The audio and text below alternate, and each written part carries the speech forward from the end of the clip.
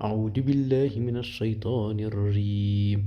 بسم الله الرحمن الرحيم. يا أيها الذين آمنوا لا تقدموا بين يدي الله ورسوله واتقوا الله، إن الله سميع عليم.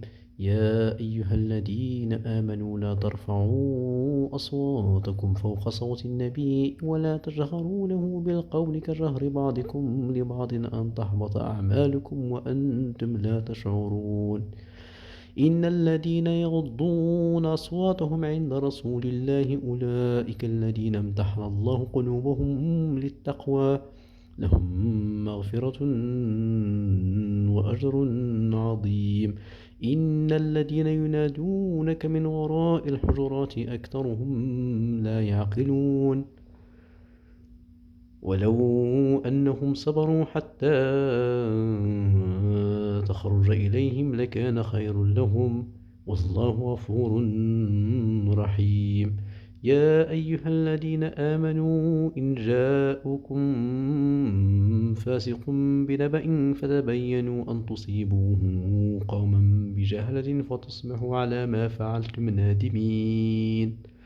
واعلموا أن فيكم رسول الله لو يطيعكم في كثير من الأمر لعنتم، ولكن الله حبب إليكم الإيمان وزينه في قلوبكم وكره إليكم الكفر والفسوق والعصيان، أولئك هم الراشدون فضلا من الله ونعمة، والله عليم حكيم.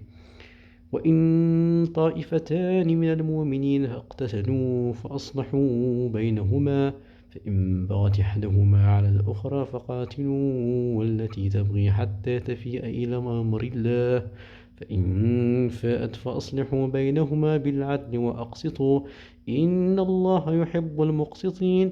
إنما المؤمنين إخوات فأصلحوا بين أخويكم واتقوا الله لعلكم ترحمون. يا أيها الذين آمنوا لا يسخر قوم من قوم عسى أن يكون خيرا منهم ولا نساء من نساء عسى أن يكون خيرا منهن، ولا تلمزوا أنفسكم ولا تنابزوا بالألقاب، بئس الاسم الفسوق بعد الإيمان ومن لم يتب فأولئك هم الظالمون.